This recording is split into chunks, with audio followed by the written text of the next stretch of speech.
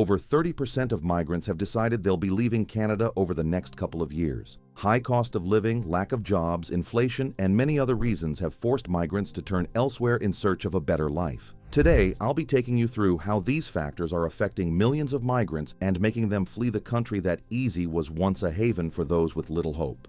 So we move right to the first point, which is the average cost of living in Canada is estimated to be $736 per month for a single person and $2,223 for a family of 4. And this doesn't include rent. Monthly costs with rent are estimated to be $1,710 per month per person. We can agree that living in Canada is pretty expensive, especially areas like Vancouver, Toronto, Montreal, Calgary, and Ottawa. As a center of escaping economic hardship for many, the population of Canada has grown a lot in recent years and has made demand for available goods and services so much more than supply available. This automatically results in a hike in prices for those available. Prices for just about everything are a lot higher than they were a couple of years ago, and they continue to rise every month, and these prices aren't coming down, at least not as quickly as one would like. Housing prices are not what one would expect with a minimum wage of $15, $16 per hour. So when migrants come in expecting to find a good-paying job that'll help to meet the high cost of living, reality hits. In a few seconds, you'll see how a lack of jobs is pushing migrants out of Canada. Paying for food, gas, transport, and healthcare becomes a tough struggle, and then comes the hard or maybe not so hard decision to leave. What many find to be frustrating about the continuous rise of prices is felt in the food aspect. People pay more for foods that are not as fresh as they used to be. Of course, in the past, Canada wasn't always this way. The hopes it held truly paid off, but with the recent economic catastrophe and hiking of interest rates, it is going to take some serious work to get Canada back to its previous position. Now, we move on to the next point. Reason number 2.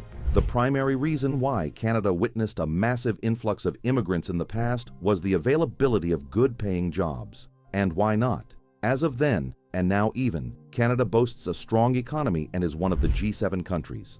According to the International Monetary Fund, IMF, Canada trails only the United States in 2023 and Spain in 2024 with respect to projected real GDP, gross domestic product, growth over the next 2 years. Canada's growth is anticipated at 1.5%.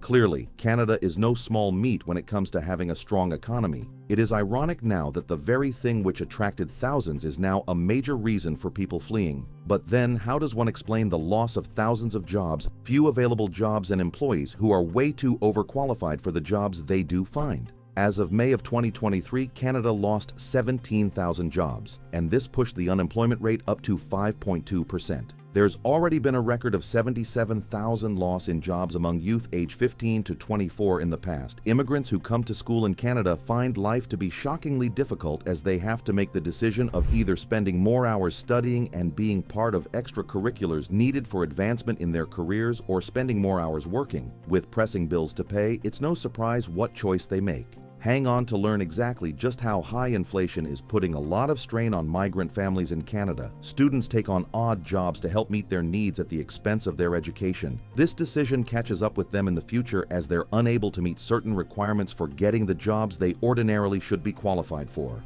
But get this, despite these challenges, Canada plans on admitting more foreigners.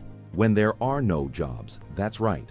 Over the next 3 years, Canada's Immigration Levels Plan for 2023-2025 outlines the government's intent to welcome as many as 500,000 immigrants per year in 2025. Welcome them with no jobs. More jobs ought to be created to allow immigrants to adapt comfortably to a new system. And right from the back, the third cause, another cause of migrants moving away from Canada is high inflation. This is making life more difficult for Canadians, especially those with low or fixed incomes.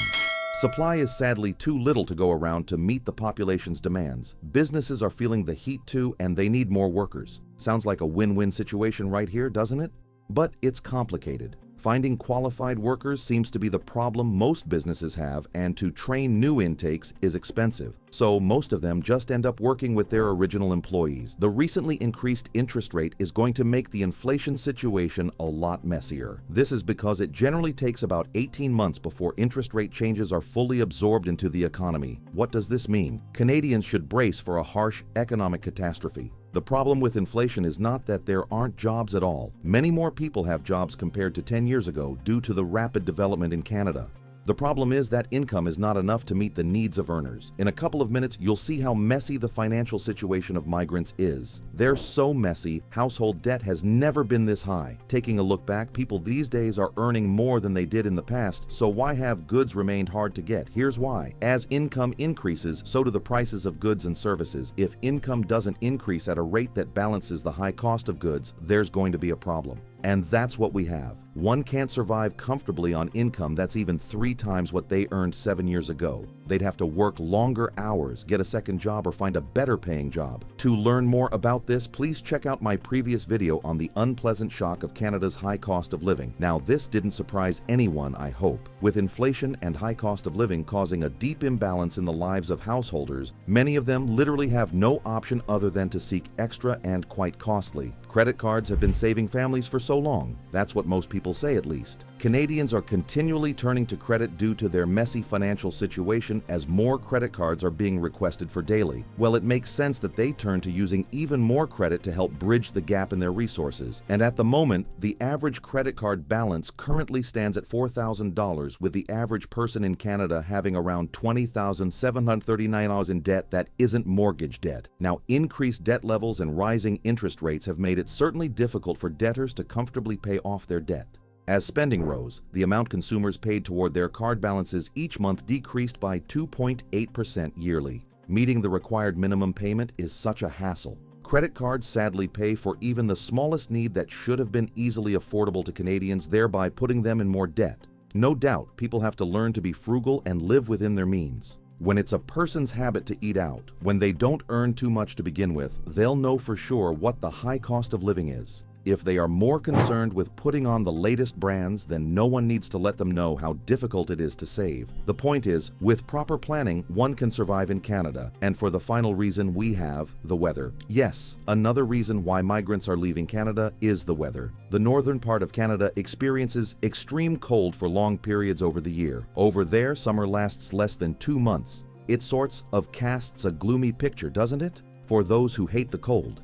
If you're resolute at making a living in Canada, then the southern part is where you should target, as it is much warmer. Otherwise, it's cold, damp, and wet days you'll look forward to. Vancouver, for instance, is quite rainy and temperate. It doesn't typically snow unless in the mountains. The high temperatures in summer are around 20 degrees and in winter around 7 degrees. Some Canadians have left the country for more sunny states thanks to the possibility of working remotely. So they pack up, move to a place where the cost of living is probably low, keep their jobs, earn in dollars, and enjoy more sun. Canada used to be a symbol of hope for foreigners, a final shot at making life meaningful. Sadly, Canada's economy is on a shaky ground right now. This fast-developing country has so much potential to become one of the most envied countries. To get this, measures have to be in place to discourage migration from Canada, as immigrants contribute greatly to her economy. With a few adjustments here and there, Canada can become what she once was and even more to those seeking hope.